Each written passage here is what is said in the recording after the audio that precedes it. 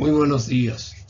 Continuamos con la familia Tardío, que forma parte de la serie Familias de la Real Audiencia de Charcas, que es la publicación oficial de la Academia de Ciencias Genealógicas y Heráldicas de Bolivia, la que fue fundada el 12 de octubre de 1945 con el nombre de Instituto Genealógico Boliviano, para luego adoptar en 1949 el nombre definitivo de Instituto Boliviano de Genealogía.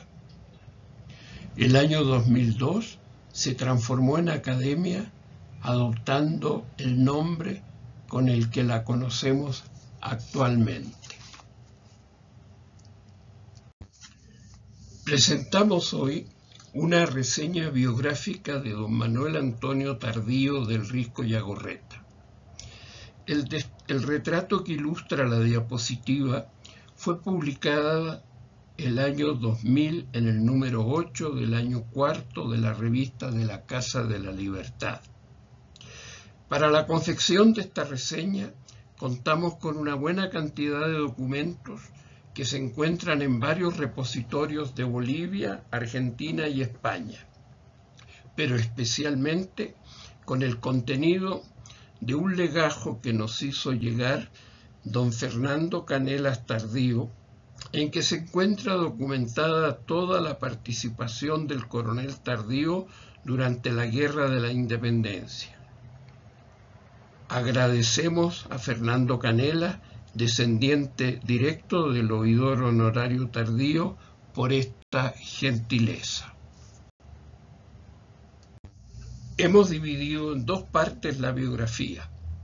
Una primera parte con las actuaciones en la época virreinal o colonial como autoridad de la corona española y militar del ejército realista durante la Guerra de la Independencia, hasta 1823, en que se convierte Manuel Antonio a la causa patriótica. Una segunda parte que vendrá después, con su actuación en la época republicana. Vamos a dar ahora algunos datos sobre Manuel Antonio.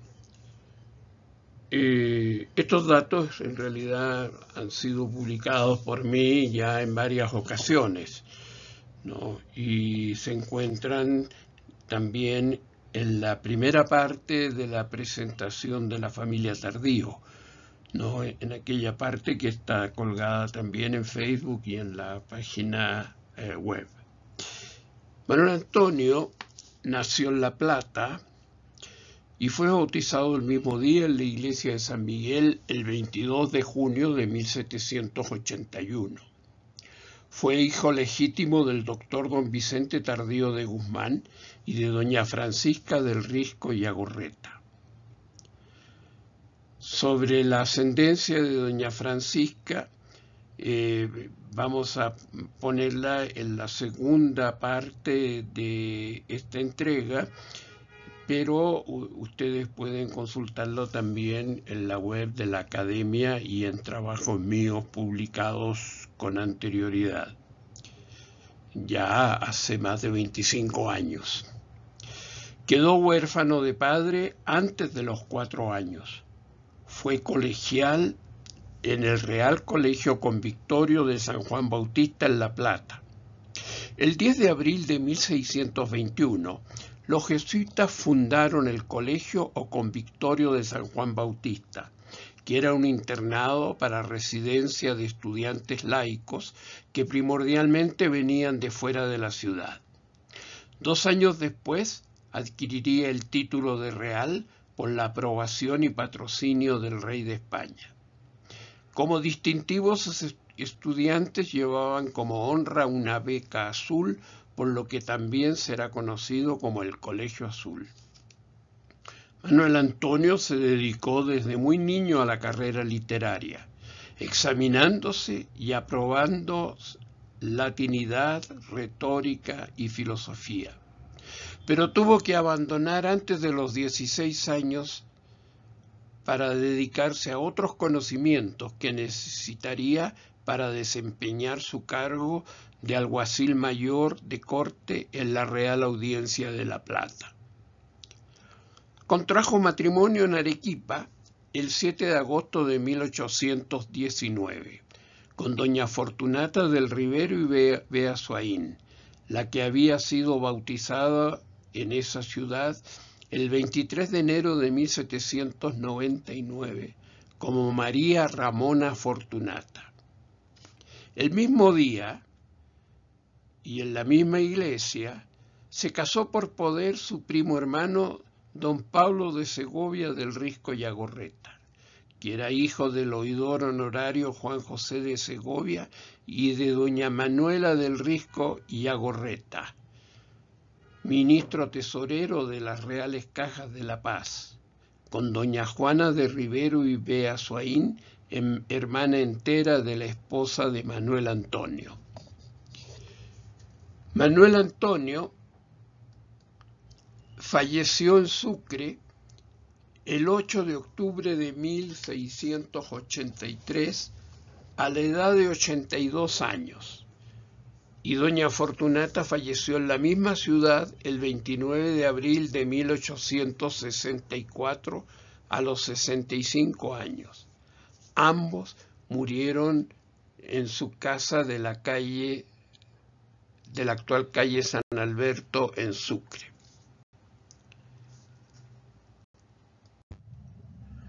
Los títulos de la época virreinal que ostentaba Manuel Antonio eran alguacil mayor de corte, coronel graduado de milicias disciplinadas, oidor honorario y caballero comendador de la Real y Americana Orden de Isabel la Católica. El alguacil mayor de corte era un funcionario de justicia. Su función era ejecutar órdenes judiciales como arrestos y embargos, y formaba parte del Consejo con voz y voto. Además, tenía la responsabilidad de mantener el orden público, perseguir a los delincuentes y otorgar posesión jurídica de propiedades en nombre de la ciudad. Tenía los mismos honores y preeminencia que los oidores, y en las leyes de Indias encontramos la regulación de sus funciones. El coronel graduado de milicias disciplinadas fue un título utilizado en el virreinato del Río de la Plata del Imperio Español a partir de 1801. Este título estaba asociado al sistema de milicias regladas o disciplinadas, implementado en imitación del sistema utilizado inicialmente en Cuba. Este nuevo sistema representó un avance sobre las milicias urbanas y provinciales, ya que incorporó la obligatoriedad del servicio militar. Los milicianos recibieron entrenamiento de instructores veteranos del ejército regular y obtuvieron privilegios del fuero militar. El título de coronel graduado indicaba que el poseedor tenía un rango superior a su empleo en las carreras militares. Oidores honorarios. La audiencia podía tener también, además de los oidores titulares, otros llamados oidores honorarios, que eran designados por el rey y que no estaban sometidos a las mismas restricciones que los titulares. Los oidores honorarios no recibían salario y no tenían obligaciones precisas, pero podían estar presentes en las deliberaciones. Debían ser tratados como los oidores en propiedad. Dice Solórzano Pereira en una publicación en Madrid en 1776 que eran nombrados por el príncipe por la calidad y mérito de sus personas. La Real y Americana Orden de Isabel la Católica.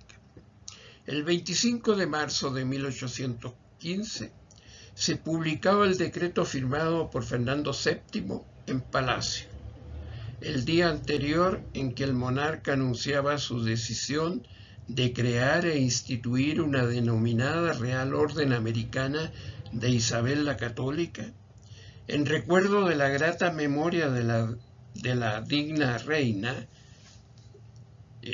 su predecesora.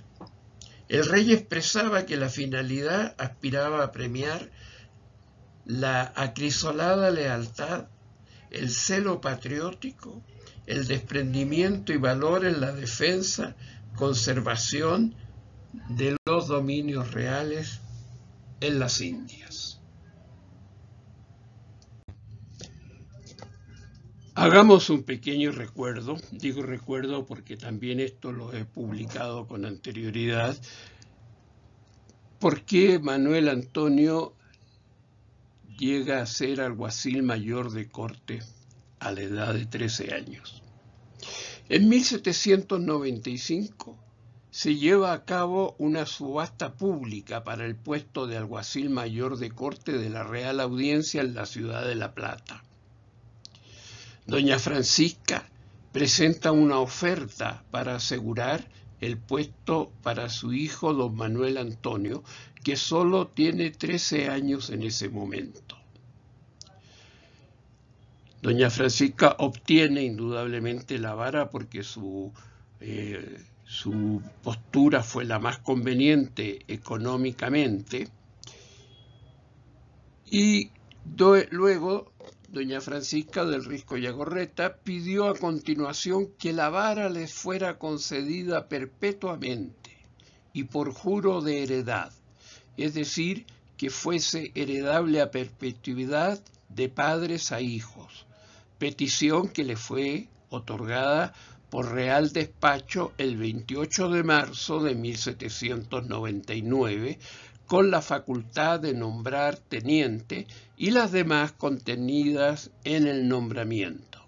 Para ella, para conseguir esto, su madre dio el donativo de 15.000 pesos fuertes, aparte de lo que ya había dado para comprar la vara, que entraron en las arcas de la corona para financiar los gastos de la guerra con Francia. Pero veamos a continuación quiénes fueron los otros postores en esta subasta.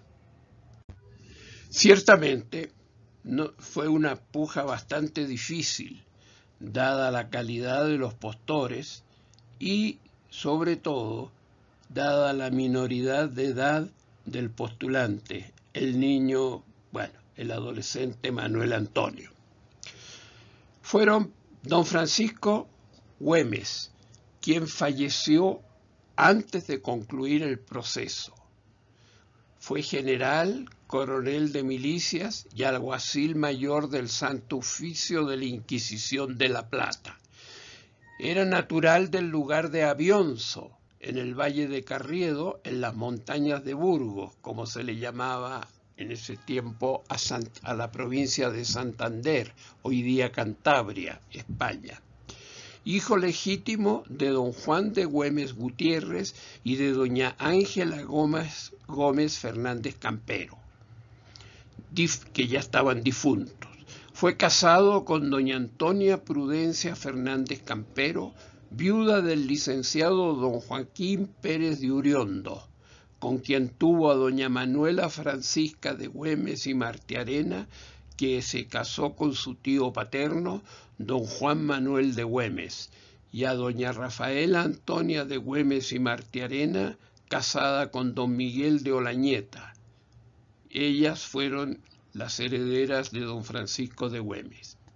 El segundo fue don Alonso Vélez Nieto, teniente coronel de milicias de caballería y alguacil mayor interino de la villa de Potosí, quien, por medio de su apoderado, se desistió de su candidatura, quedando finalmente como opositores del joven Manuel Antonio solo 3 postulantes: don José de Herrera, alcalde ordinario de segundo voto de la ciudad de La Paz, era hijo legítimo de don Manuel de Herrera y Dávila, quien había muerto trágicamente en la sublevación indígena en el valle de Potopoto, y doña María Josefa Fernández de Foronda, y nieto de don Juan Antonio de Herrera, natural de la ciudad de Cádiz, caballero de Santiago y marqués de San Felices. El otro era el doctor don José Mariano de Peralta, teniente coronel de dragones y subdelegado interino del pueblo de Lampa. Presentó un testimonio jurídico de 53 folios, en el que se reconocen los méritos y servicios de sus ascendientes, las cruces y órdenes con las que había sido distinguido, las togas que han tenido y demás honores. Hace constar su ascendencia de las casas de Valdés, Peraltas, Bazán y Antequera. Y finalmente, don Juan Divieta, teniente contador de Potosí, que en 1801 era alcalde ordinario de primer voto de dicha villa. La argumentación en contra de Manuel Antonio por parte de don José de Herrera y de don Mariano Peralta consistió fundamentalmente en objetar la capacidad y habilidad legal de don Manuel Antonio por ser menor de edad. Sin embargo, ese argumento no fue aceptado por el fiscal y se pasó directamente a la subasta de la vara de alguacil el 30 de septiembre de 1795. Ustedes se preguntarán cómo un adolescente de 13 años podía ejercer el difícil cargo de alguacil mayor. Pero en realidad tuvo un regente y su madre tuvo que pagar una cantidad adicional, ¿no?, por la dispensa de la menor edad del postulante.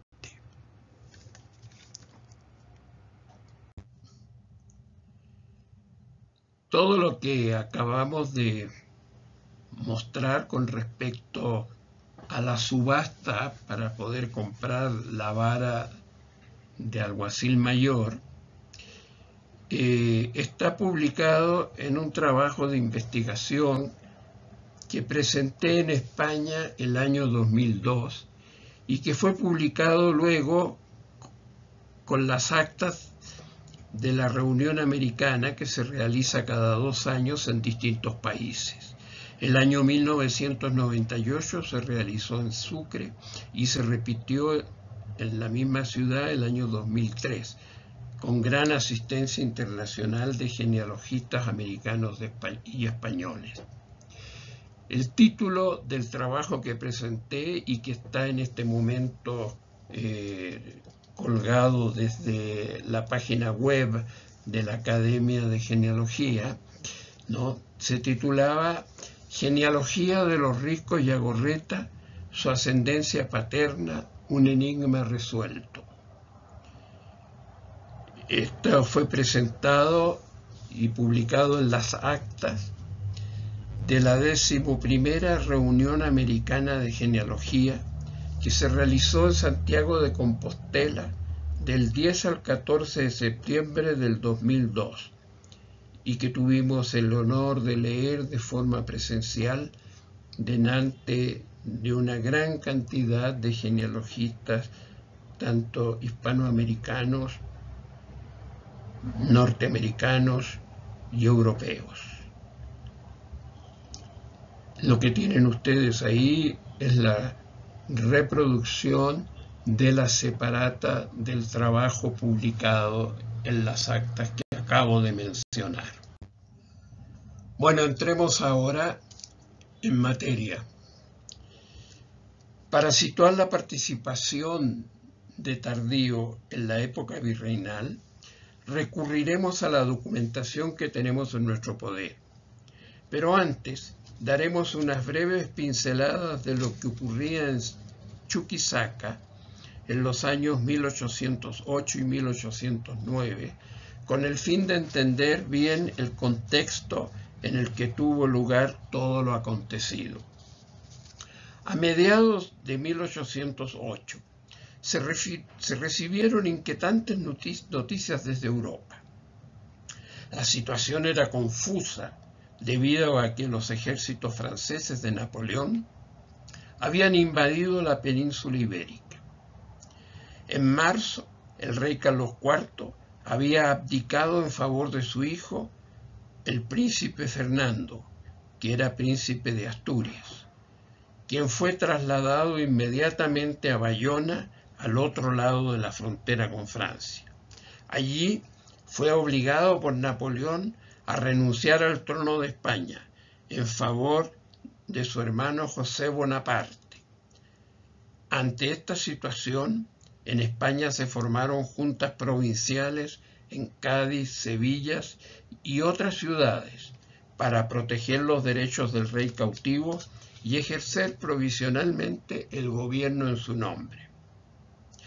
En la situación de aislamiento en la que se encontraba La Plata, las noticias llegaban bastante tarde. De hecho, cuando esta noticia llegó a Charcas, se estaba preparando las fiestas para conmemorar la ascensión al trono de Fernando VII. Existía en la audiencia de Charcas un antiguo pleito que mantenían los oidores, los ministros que la componían, con el presidente Ramón García Pizarro y el arzobispo Moxó y Francolí, por cuestiones administrativas. Ante los acontecimientos sucedidos en España, Pizarro y Moxó se inclinaron por apoyar a la Junta de Sevilla, a lo que se opusieron los oidores, manifestando su indeclinable apoyo al rey.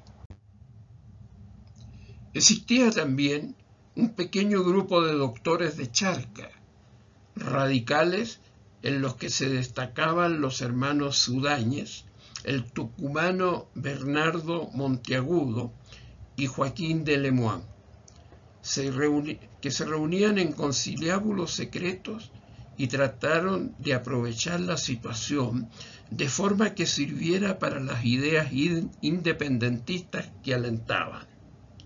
Los doctores apoyaron a los oidores en sus manifestaciones de fidelidad al rey, ahondando de esta manera la división entre ellos y las autoridades españolas.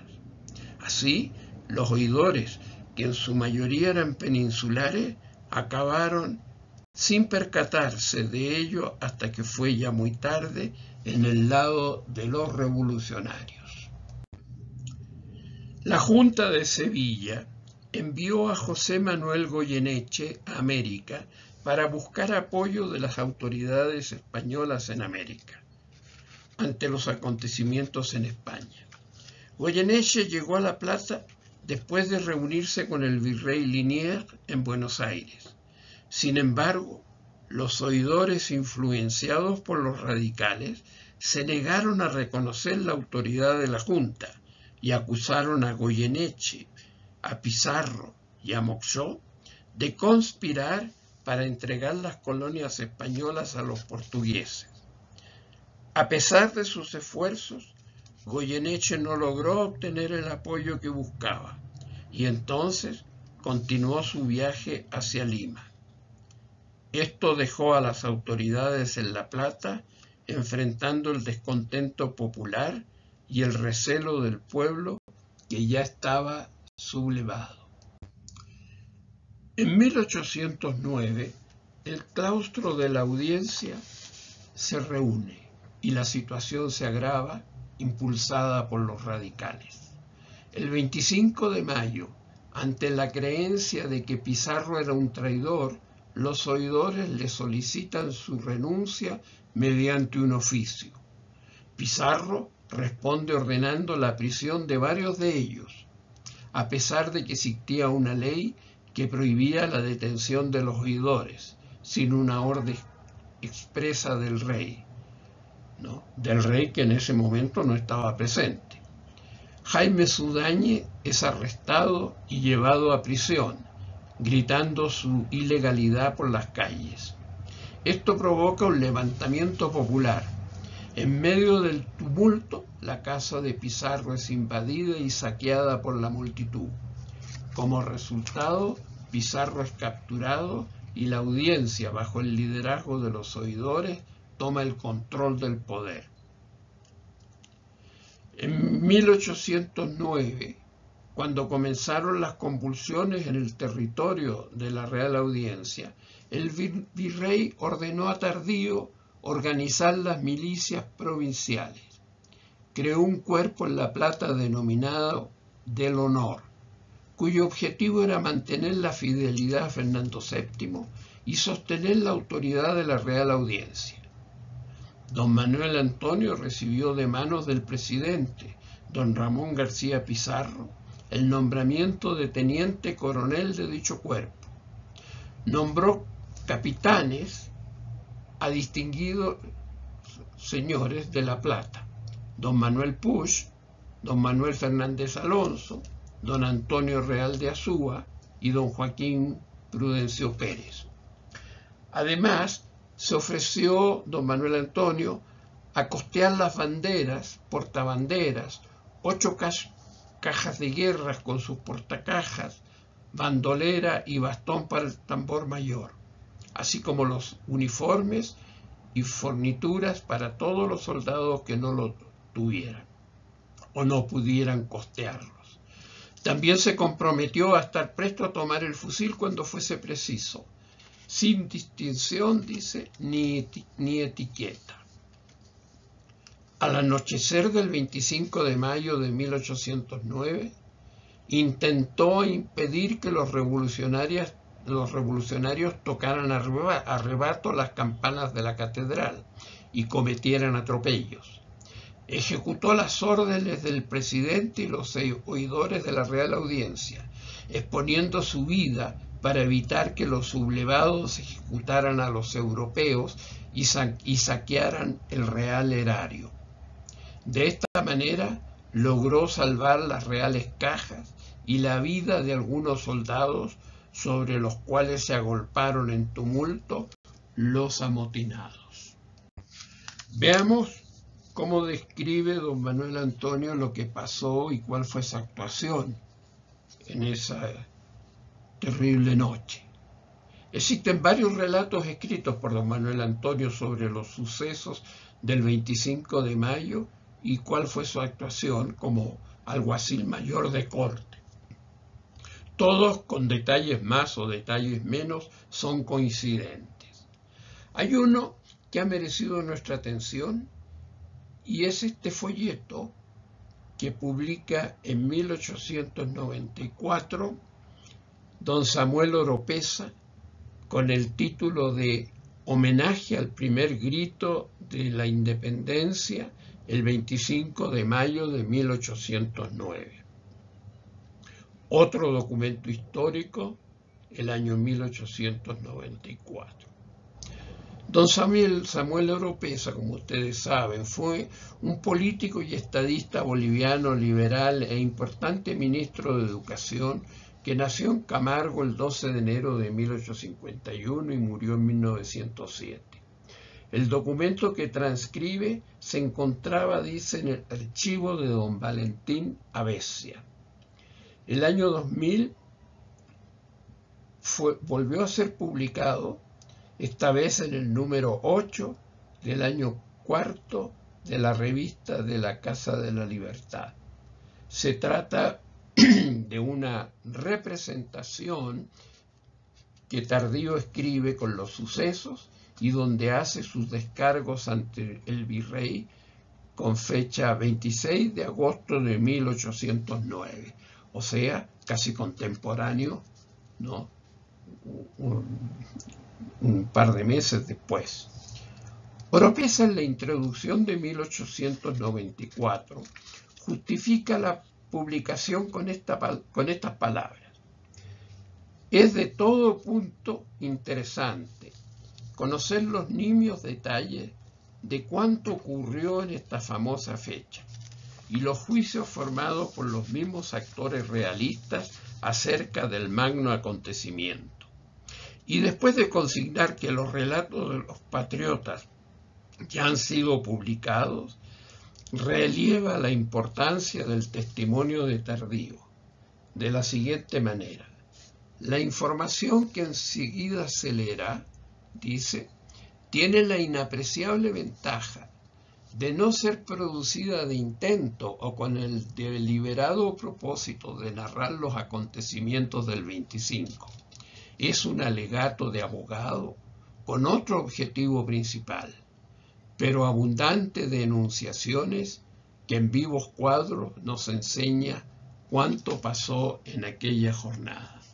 Ahí en las diapositivas tienen ustedes a la izquierda el facsimil de la publicación original y a la derecha, ¿no?, la tapa de la revista de la Casa de la Libertad.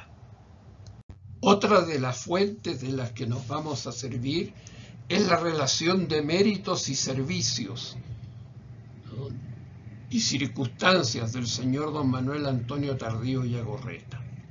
La relación de méritos y servicios del siglo XIX era un documento oficial utilizado en países como España y algunos de América Latina para reconocer los logros y servicios destacados de individuos en áreas militar, civil o eclesiástica.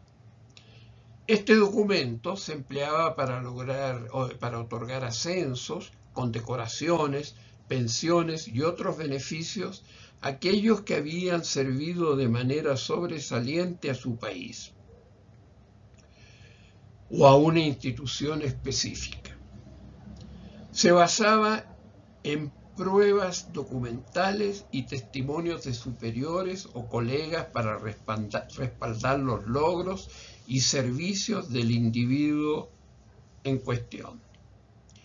En el caso de la relación del coronel Tardío, estaba respaldado por 62 documentos producidos por autoridades notables y testigos contemporáneos. Utilizaremos también este valioso documento para seguir el desarrollo de la participación en los hechos de nuestro fotografiado. Después de presentada esta parte de la biografía, estos documentos van a estar a disposición en la página web de la Academia. Son documentos que voy a escanear desde los originales que están contenidos en el legajo que hablé al comienzo, que me hizo llegar don Fernando Canelas Tardío. El relato de los hechos según Tardío. Enfrentado al desacuerdo de la mayoría de los oidores con el presidente de la audiencia, el alguacil se encontraba en una posición bastante delicada. Las órdenes provenientes de estas autoridades eran contradictorias. Obedecer a unos implicaba desagradar a los otros. Sin embargo, le correspondía ejecutarlas y, sobre todo, velar por el orden público, lo que le atrajo numerosas enemistades. Especialmente el desenmascarar el doble juego de varios oidores. De alguna manera se convirtió en el chivo expiatorio durante la cacería de brujas que se originó durante el flujo y reflujo de la larga guerra de la independencia, cuando aquellos en el poder no le fueron afines. Como consecuencia del levantamiento del día 25, la audiencia emitió una orden de prisión en su contra. Ejecutó las órdenes tanto del presidente como del tribunal. Dice él, en esa desgraciada noche, reprimí con armas en la mano el proyecto sanguinario de una enfurecida turba que maquinaban exterminar a los europeos en la confusión del bullicio, según le escuchó al cholo Lorenzo, de oficio joyero, que capitaneaba la gavilla. Sin haberme, dice, aterrado al peligro que se expuso a mi vida, antes bien fui fiel ejecutor de las órdenes tanto del presidente como del tribunal. Fue el único magistrado que intentó impedir que tocaran a rebato. Cuando escuchó que sonaban las campanas de la catedral, subió a las torres y expulsó a unos sujetos bien conocidos que estaban convocando a motín con el toque de rebato. Por si acaso, tocar a rebato es una expresión que se refiere a la acción de tocar las campanas de una iglesia de manera rápida y repetida para convocar a la comunidad ante una situación de peligro o emergencia. Continúa, pero como estaba solo, aunque mandó que cerraran las puertas del campanario y comenzaron a sonar las campanas de las demás iglesias del pueblo, llegaron multitud rompiendo las puertas del campanario y lograron su cometido. Denuncia la deslealtad de los oidores, ballesteros, la iglesia y Usós, junto con los sublevados, solicitaron y negociaron con Ballesteros la entrega de la artillería para armar al pueblo sublevado. Dice que en la misma sala del oidor la iglesia exigieron la destitución del presidente Pizarro y se formó la junta con oidores, regidores y vecinos. El oidor Usós y su esposa alentaron desde sus balcones el ataque contra la presidencia, así como aquellos que convocaron a personas como Lemoine, Sudáñez, Sibilat y otros más. La mencionada señora de Usós, en conversaciones irrespetuosas y otras acciones odiosas, incitó en el pueblo el odio y la venganza popular, que explican las profanaciones cometidas en la noche del 25. Luego dice que no se ha hecho nada para averiguar cuáles fueron las cabezas del motín. Hasta la fecha no se ha tomado ninguna medida para investigar quiénes fueron los líderes del motín.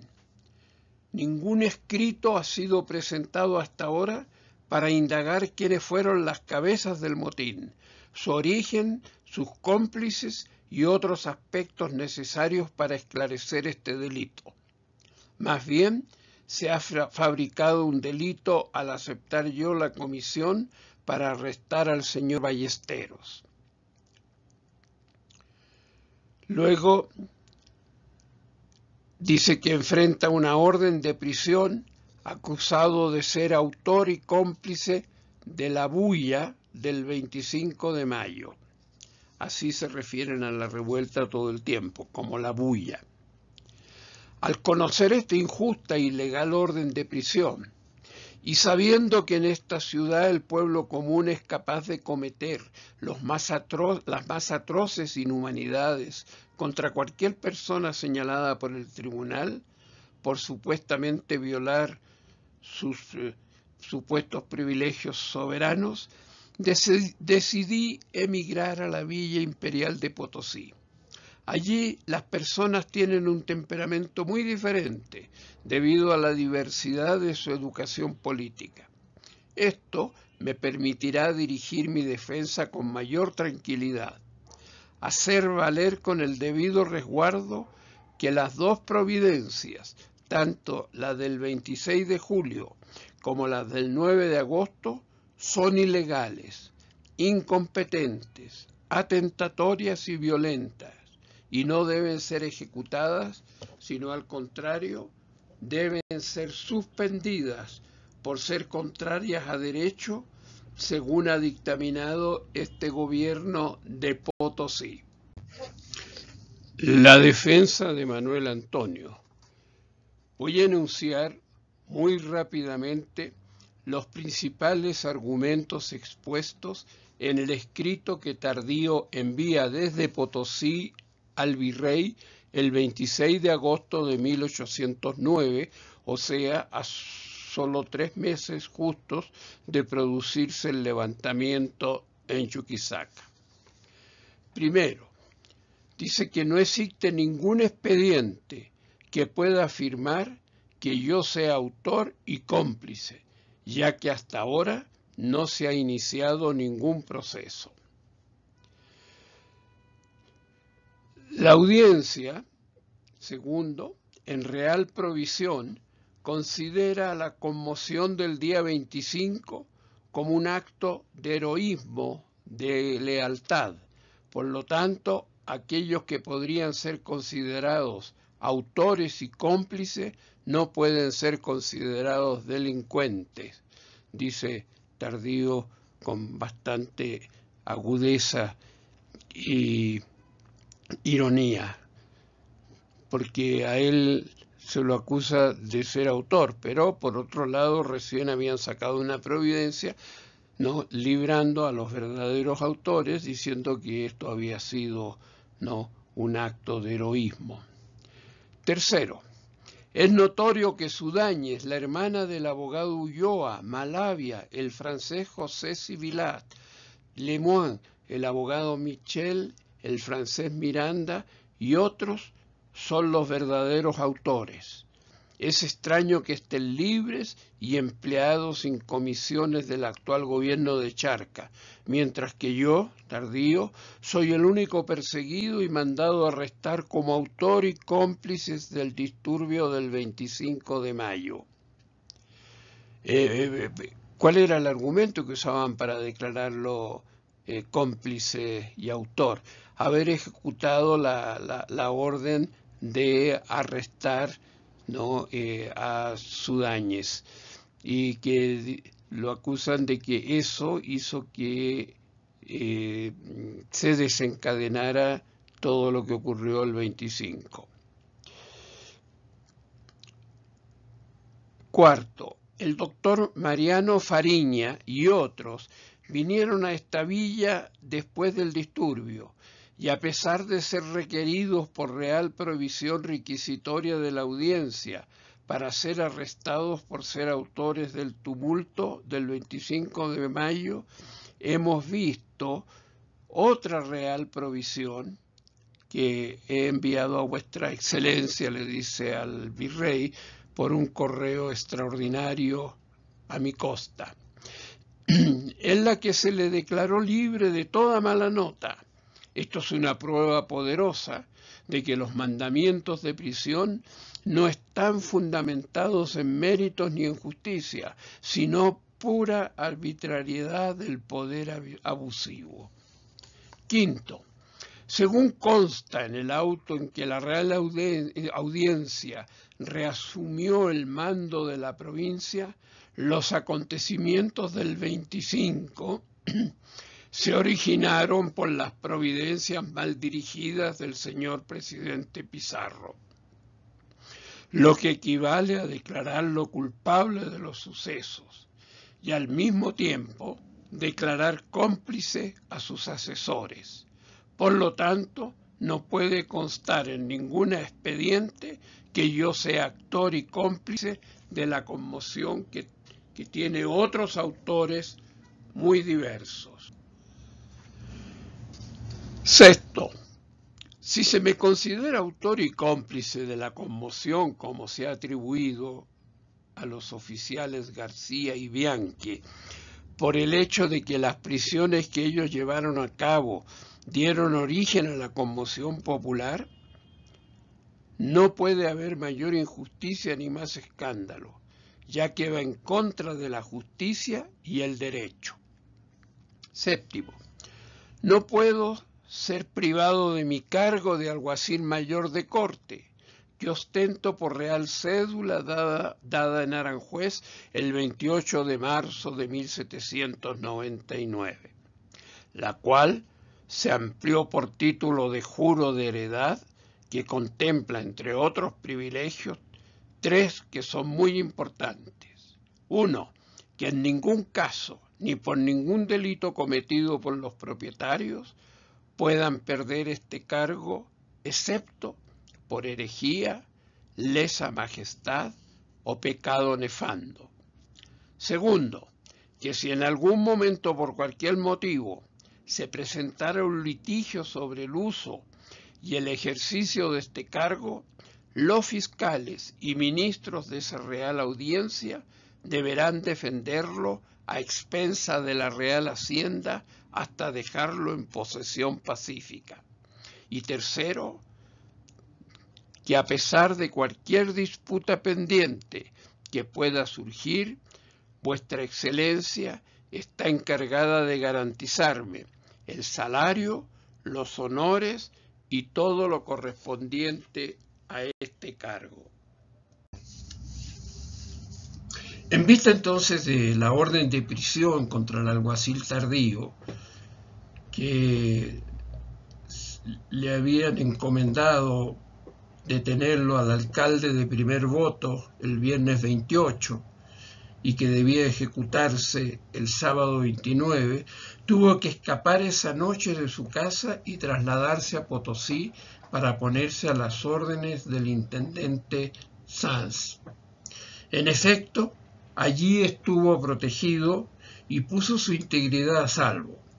Sin embargo, manifiesta su preocupación por su familia, por su esposa y su hermana, que quedaron en La Plata, cuya casa y sus bienes eran amenazados constantemente. También advierte que dentro de los privilegios que tiene, no pueden suspenderle su salario. El virrey le responde ordenándole que permanezca en Potosí, protegido por el intendente don Francisco de Paula Sanz, hasta que llegue a esa ciudad el nuevo presidente de la audiencia, quien está en camino y pasará por esa ciudad. La audiencia sublevada en La Plata gobernó hasta noviembre de 1809, cuando llegó el mariscal de campo don Vicente Nieto, que fue enviado por el virrey como su nuevo presidente.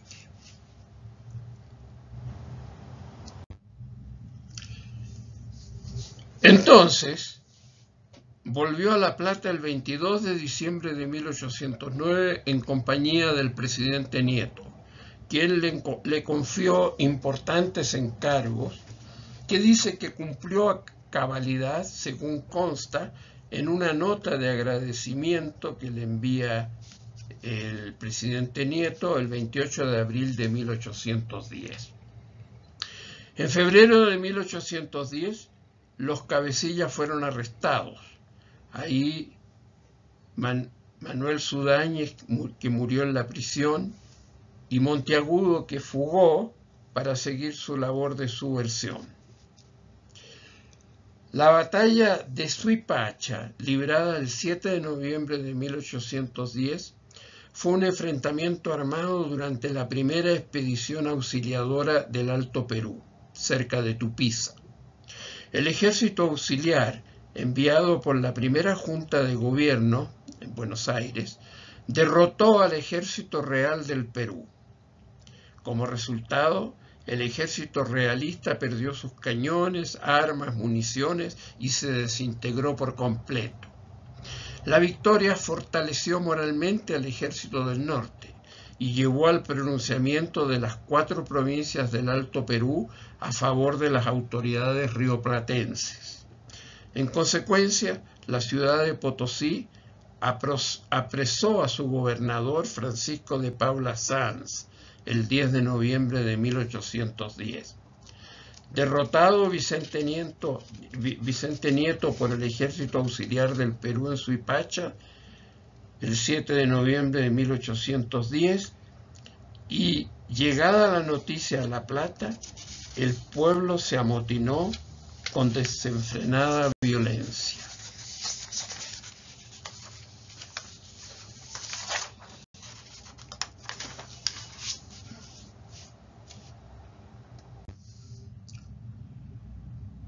Entonces, después de Suipacha, Juan José Castelli llegó a Potosí exigiendo obediencia a la Junta y la entrega de Sanz y Córdoba, los cuales fueron fusilados.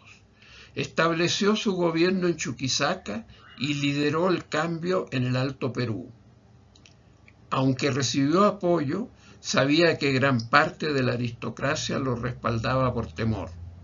Sus acciones buscaban romper la alianza entre la élite criolla y española. Había recibido orden de ocupar cargos importantes con criollos.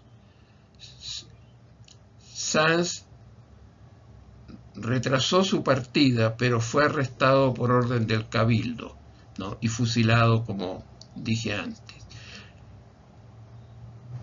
Castelli condenó a Sanz, Nieto y Córdoba a muerte por traición y perturbación pública. Juan José Castelli le privó a Tardío, le privó de su empleo y lo desterró a Salta, dándole 27 horas para dejar Chuquisaca, abandonando su familia e intereses, además de la humillación, gastos y perjuicios. Asaltaron y saquearon la casa de don Manuel Antonio. Le insultaron, le apedrearon y le rompieron todas las vidrieras de su habitación, desahogando el resentimiento y rencor que había acumulado. A la derecha del retrato de Castelli encontramos una vista interior de la casa de Manuel Antonio Tardío, que está en la calle San Alberto, número 30, y que es la actual sede del Instituto Médico de Sucre. Manuel Antonio se encontraba el 20 de junio de 1811 en Huaqui y participó activamente en este evento en que venció el ejército real del Perú, capitaneado por Goyeneche. La batalla de Huaqui, también llamada del Desaguadero, tuvo lugar el 20 de junio de 1811 cerca de Huaqui, en la Intendencia de La Paz. En ella el ejército real del Perú, al mando de José Manuel Goyeneche, venció al ejército auxiliar y combinado del Perú al mando de Castelli y Balcarce, poniendo fin a la primera expedición auxiliadora al Alto Perú y sellando la separación entre el Río de la Plata y el Alto Perú. Castelli y Balcarce, quienes observaban la batalla desde un cerro, enviaron a sus oficiales para detenerla, pero al quedar solos decidieron retirarse hacia el sur por temor a ser capturados por las guerrillas del Real Ejército de Lima. La derrota de Huaqui llevó al relevo capturados por la derrota de Huaqui llevó al relevo y juicio tanto de Castelli como de Balcarce, así como del coronel Viamonte, acusados de no participar adecuadamente en la contienda con los 1.500 efectivos bajo su mando. Esta derrota dejó al norte vulnerable a una posible invasión realista, sumándose a la pérdida momentánea de las provincias del Alto Perú. Tardío se ofreció para arrestar a Castelli y quitarle los caudales que llevaba, pero no tuvo éxito en su intento, dice. Sin embargo, logró intimidarlo lo suficiente como para que Castelli huyera precipitadamente, abandonando las remesas de Cochabamba, que eran un gran apoyo para las tropas, que fueron un gran apoyo para las tropas realistas. Posteriormente, Tardío ofreció a Goyeneche crear un cuerpo de 200 soldados armados a su costa para mantener el orden en la ciudad. Goyeneche le agradeció en una carta del 5 de septiembre de 1811, destacando su acción de salvar los caudales del rey, lo que le granjeó el odio de los rebeldes. En 1812, Tardío acompañó a Goyeneche como edecán en la campaña de Cochabamba y participó en las batallas de Pocona y Tamborada. Como reconocimiento, el virrey, marqués de la Concordia, le otorgó el grado de coronel de milicia el 4 de junio de 1812. En mayo de 1812, tras su victoria en la batalla de Huaqui, el general realista don José Manuel de Goyeneche lanzó una nueva ofensiva desde La Paz hacia Cochabamba. El 24 de mayo de ese año llegó a las alturas de Pocona, cerca de la ciudad, donde enfrentó a Esteban Arce y sus aproximadamente 4.000 hombres mal armados. Goyeneche logró desalojar a Arce de su posición y capturar su artillería. Luego Goyeneche avanzó hacia la ciudad, pero desde la Tamborada se le abrió fuego nuevamente, por lo que reinició el ataque. Antesana, líder local, le comunicó su rendición. En toda esta acción acompañó como ayudante de campo a Goyeneche Manuel Antonio Tardío.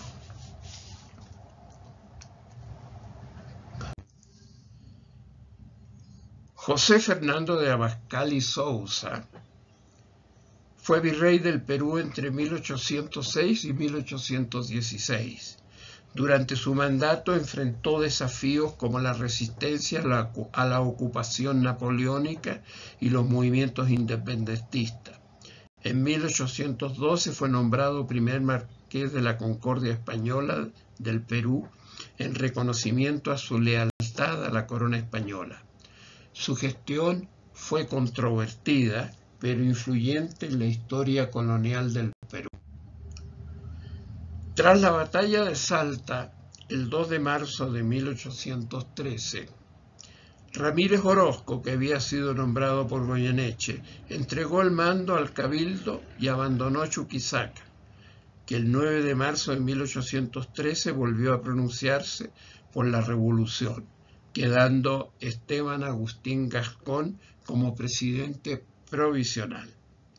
El 12 de junio de 1813, el gobierno de Buenos Aires nombró a Francisco Ortiz de Ocampo como gobernador de Charca y a Gascón como decano de la Cámara de Apelaciones de La Plata, asumiendo en septiembre de 1813.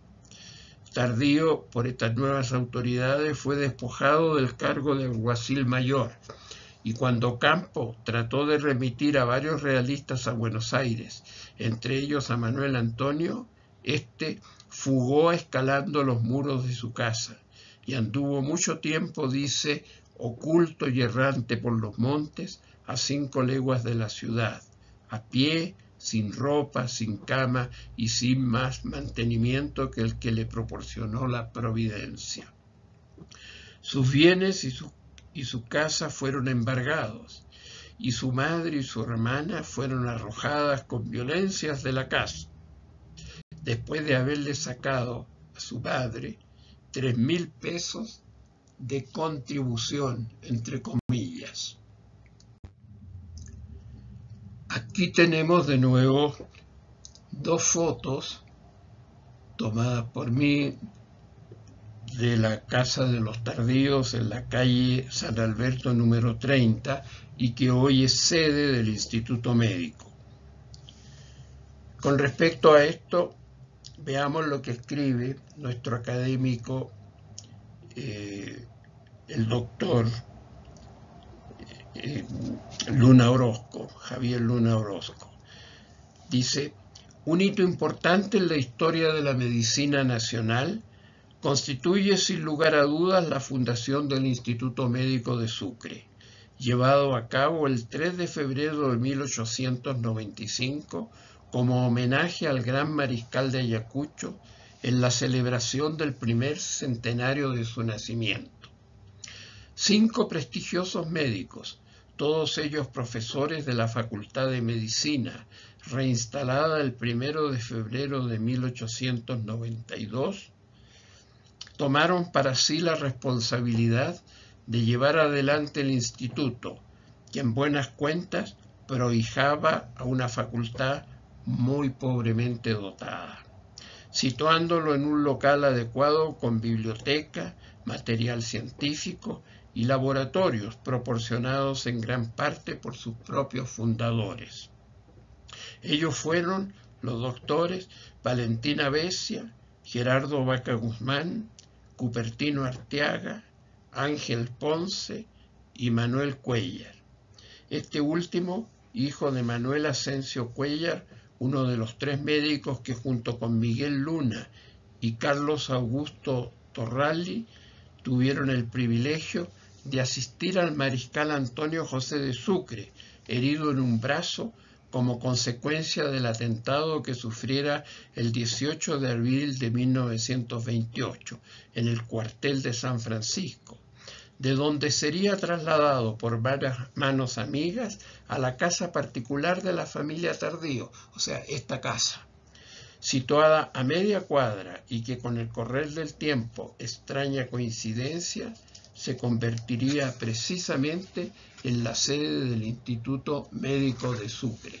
Hasta aquí lo que publica en la revista de Historia de la Medicina el doctor Javier Luna Orozco, académico de número de la Real Academia de Ciencias Genealógicas y Heráldicas de Bolivia.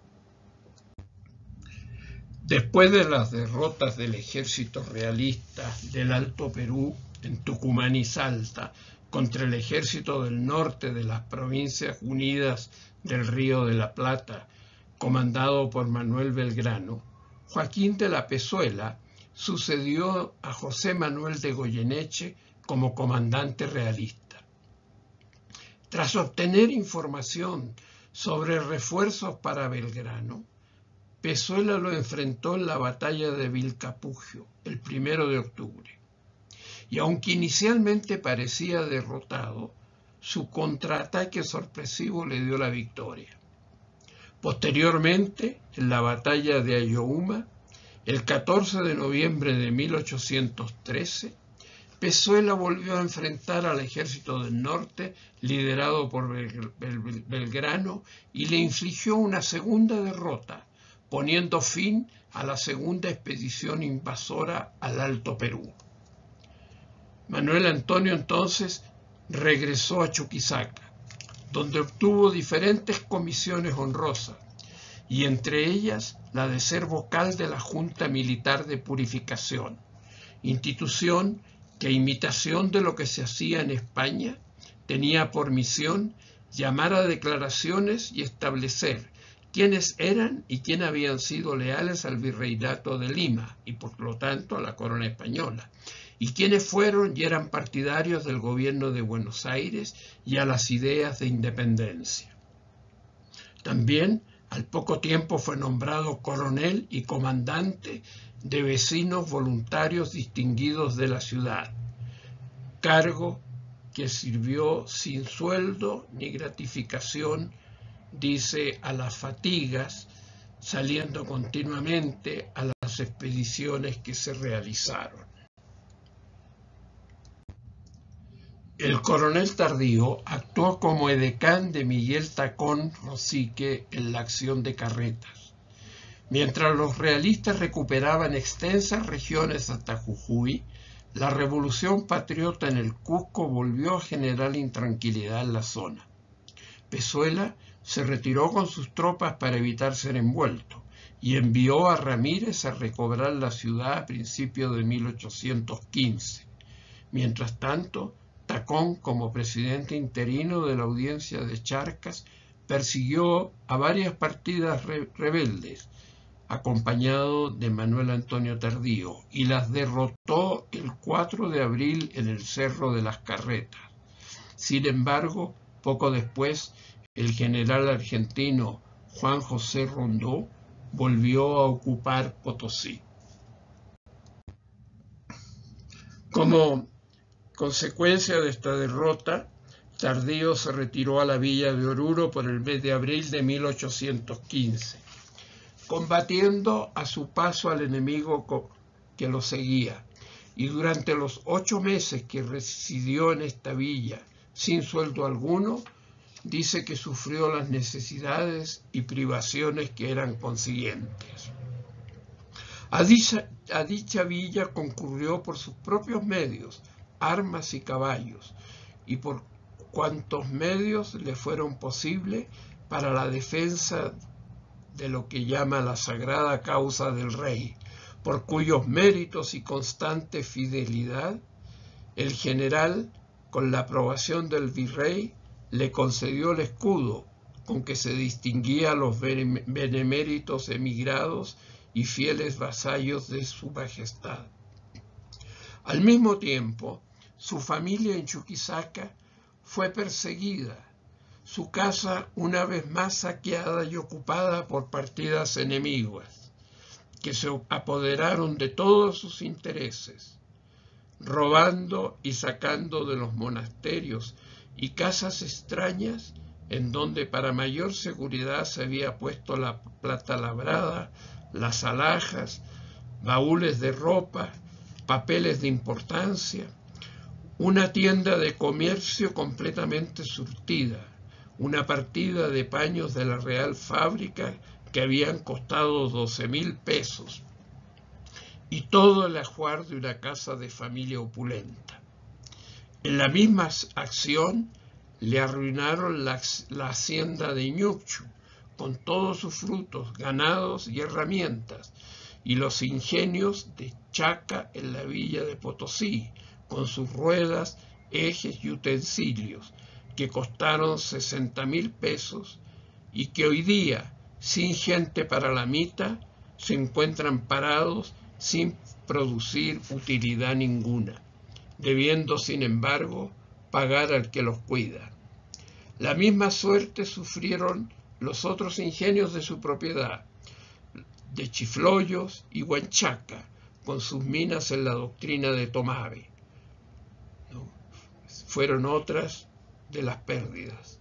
También 3.460 pesos y 20 varas de paño de primera que impusieron de contribución a su madre, y de 5.000 pesos que le robaron en Buenos Aires, obligando a don Sebastián Arana, el geniarca de la familia Arana de Bolivia, del comercio de esta ciudad en Buenos Aires, quien los tenía y que exigieron que los entregara al gobierno revolucionario como represalia.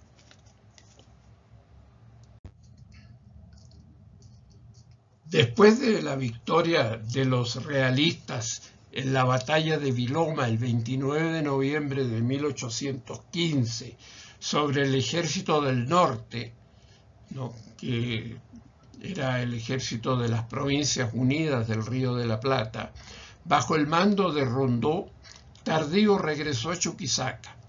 Inmediatamente reunió a la milicia que comandaba junto con los vecinos distinguidos, y fue uno de los primeros en presentarse para defender la ciudad los días 11 y 12 de febrero de 1816, cuando fue asaltada por rebeldes con una fuerza superior.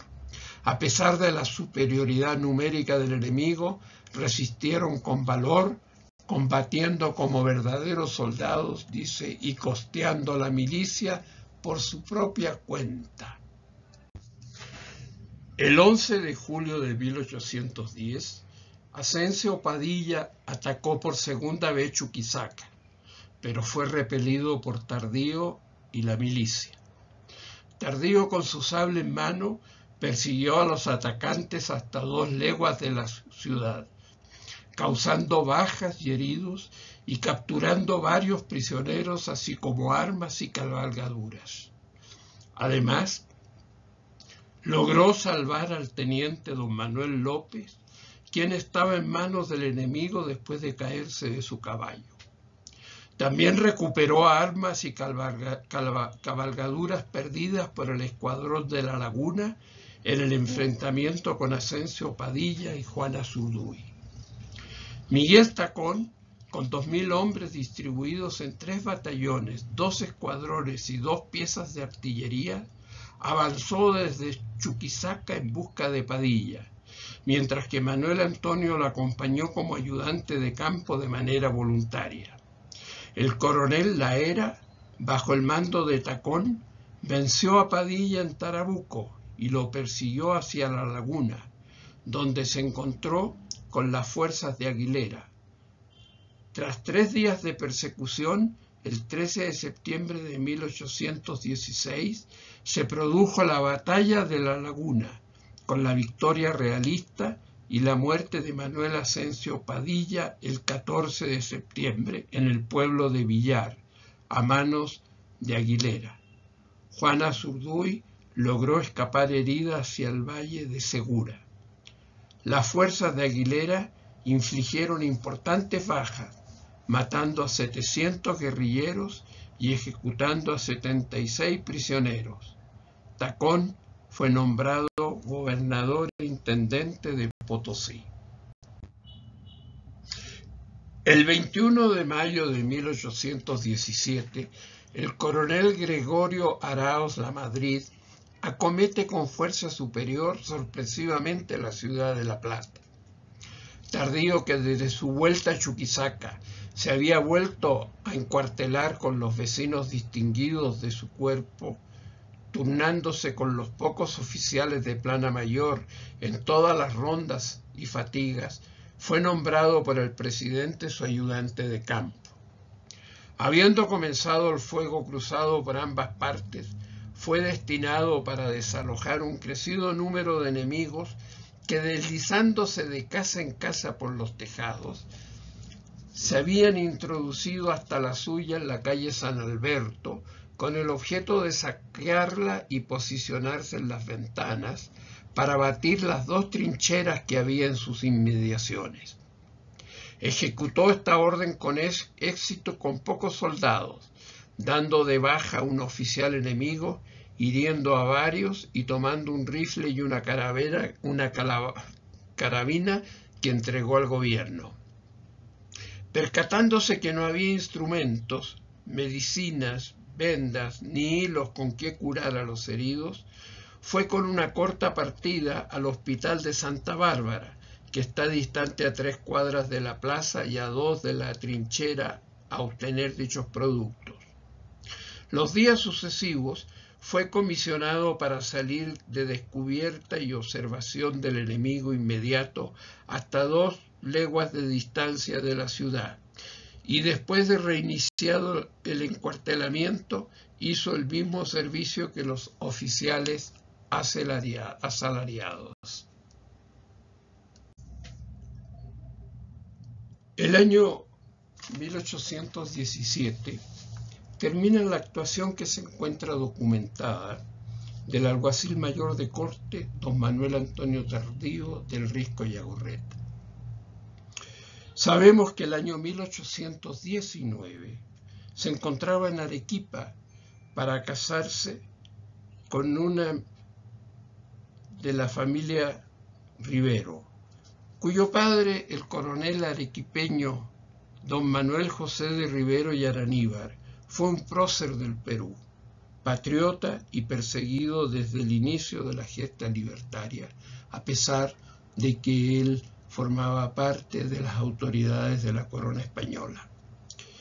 Suponemos que la influencia de la familia de la esposa, así como el encuentro a través de ellos con José Antonio de Sucre en Arequipa, es lo que lo llevó a Manuel Antonio a convertirse en 1823, como él confiesa, a la causa patriótica.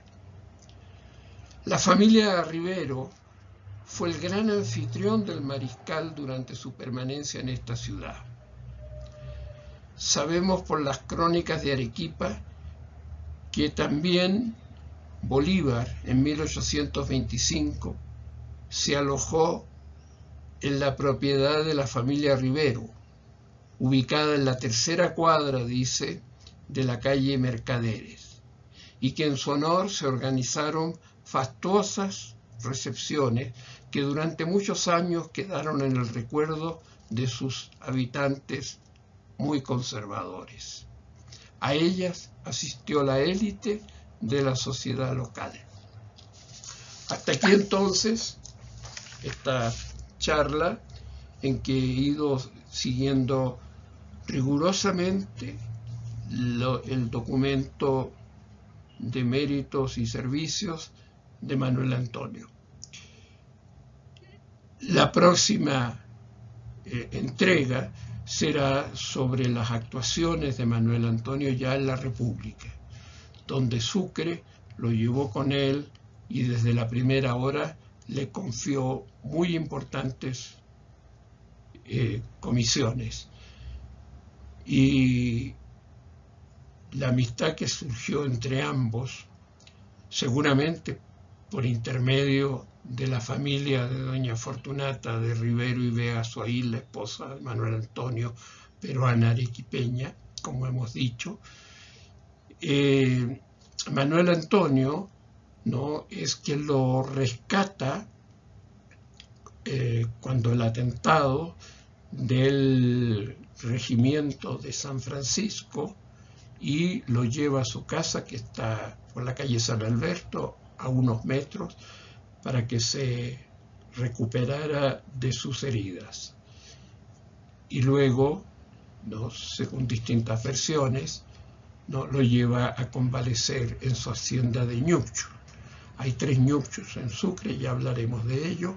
El Ñucho tardío es un Ñucho que se encuentra en la confluencia de los 2 ríos, ya no los Ñuchos que están uno frente a otro que conocemos.